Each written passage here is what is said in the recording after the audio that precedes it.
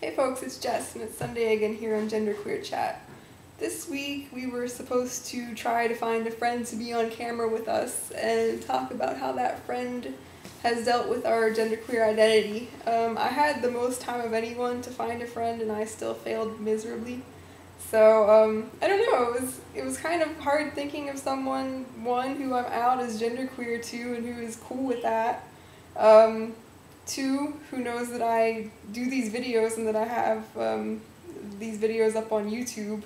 And three, who would be comfortable coming on and being on YouTube with me. I had one person in mind and she never returned my text message. So here I am, you're stuck with just me.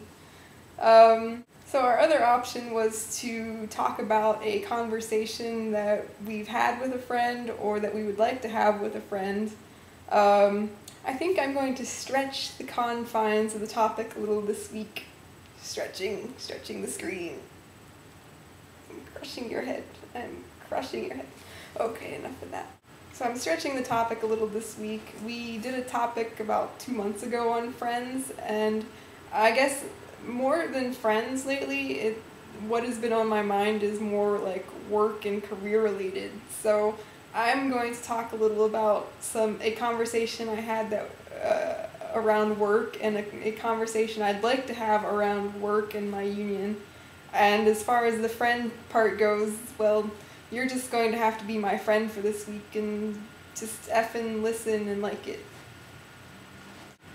So a couple weeks ago, my union sent me to a conference in Washington, D.C. that was for women members of my electrical union. It was an excellent experience. Not only did I get to meet a lot of cool new people, I also got to spend some time with women in my local union who I haven't gotten to spend a lot of time with, and we really got to bond, and we got to go do some cool things like lobby and go to interesting workshops, and just I came back really energized about being more involved in my union.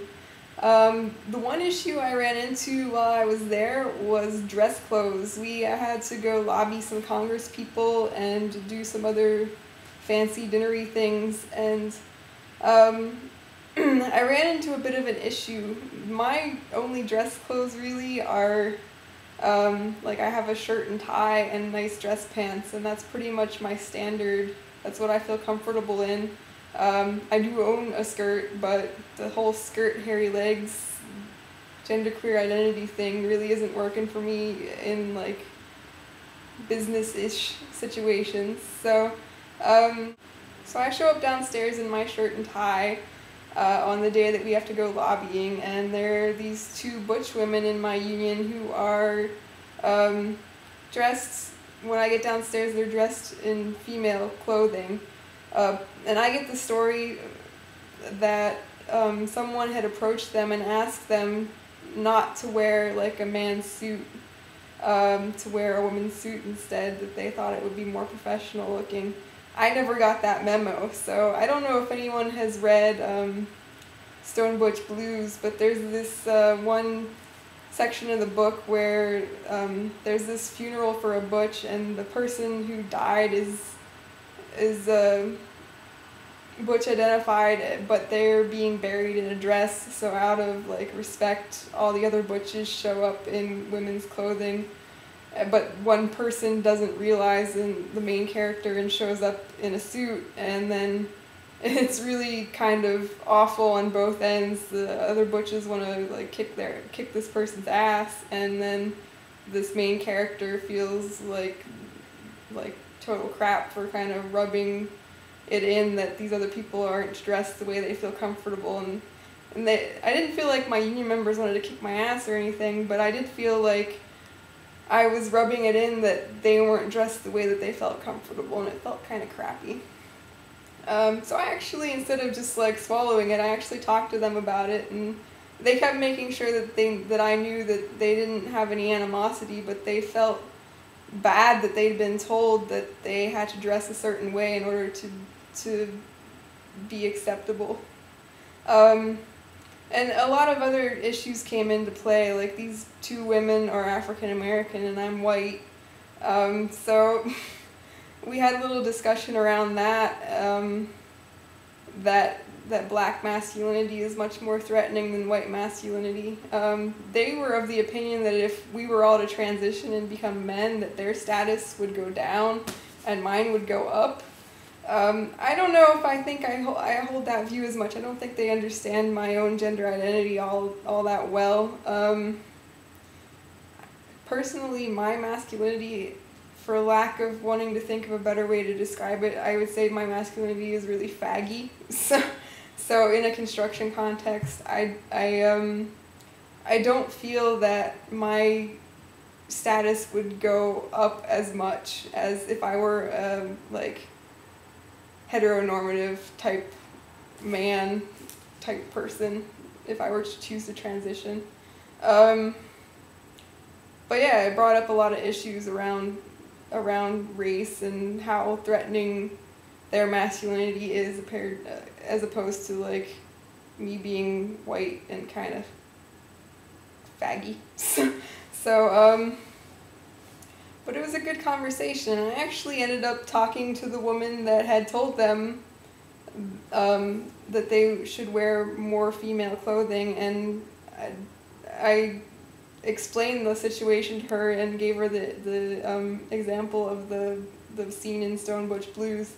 And I think she actually kind of like understood and came around. She actually complimented me on how I looked when I came downstairs, because I was kind of nervous showing up in a professional setting in more masculine clothing.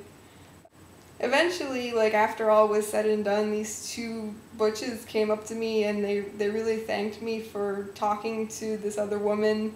And they said that I had an important role to play in just making more room for all of us to be who we are in my union. And that was like the biggest warm fuzzy I've had for a long time. I was really touched by what they had to say. On the flip side, there is a conversation that I'd like to have, but I don't even know where to begin. So my union runs its own training program, like a school, and I came back from this conference really energized and really like ready to get more involved in my union, and unfortunately my union idealism got crushed by my union reality.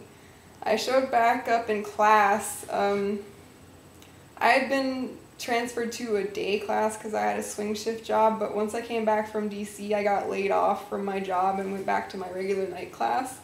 The first thing that my teacher said to me whenever I came back into class was that he was disappointed I was back because now they couldn't talk about the same kinds of things they could talk about whenever I wasn't there, because I'm the only woman in the class. And I've been having ongoing issues with this teacher and with other teachers that I've had in the like 3.5 years that I've been going to this school. It seems like the only thing that they see is my gender. They can't find any other way to relate to me. And it comes across as really like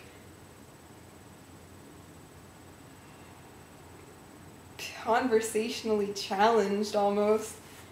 This teacher asked me about the women's conference that I had gone to, and I gave him an honest answer and explained to him how much it meant to me and how we had gone and done lobbying and these workshops and how great it was to have this time to bond with other people. And right after I like laid it out there, like how important this was to me, his response was, "Oh, I had thought there was going to be like crocheting and knitting on the agenda." Fucking asshole. Maybe a week later, I had like a lab class, and just out of the blue, he walks up and I guess he needed to have something to say to me, so the best he could come up with was, "Oh, well, if you don't follow directions and screw things up, you should get punished more severely because women are supposed to be better at following directions." And it was completely out of nowhere. Like, I wasn't not following directions, and it was just, he didn't have anything else that he could possibly say to me other than some sort of gender-related comment. I've had issues at this school where I attended a harassment awareness seminar, during which I was harassed by the instructors. They constantly pointed me out as the only woman in the class, and every time that any issue would come up, they would call on me and ask me for a woman's perspective on the issue. There was a section about gay and lesbian people, and they took it upon themselves to talk about trans people and referred to us as he, she's. And they said that you had better watch out because the Rainbow Coalition will be after you if you do something wrong. These are people who are getting paid to train us, and this is what's coming out of their mouths. And then, just like, out of the blue, they just started asking all the guys in the class, like, how do you feel about women being in the union? And a lot of them were sheepish because I was sitting right there, but some people had some cojones and just totally started ripping on women in the trades and saying how we didn't belong there, and I just had to sit there and take it. It totally sucked. I've kind of given up on my work sites, on my job sites, because it's like this, there's really no control over the people there. They're being employed there, but there's this work culture that's so dominant that like people can get away with saying discriminatory things and behaving in a certain way. But when it comes to my school, these are people who are being paid to educate me, and they're just like wasting my time and my education and offending me while I'm there.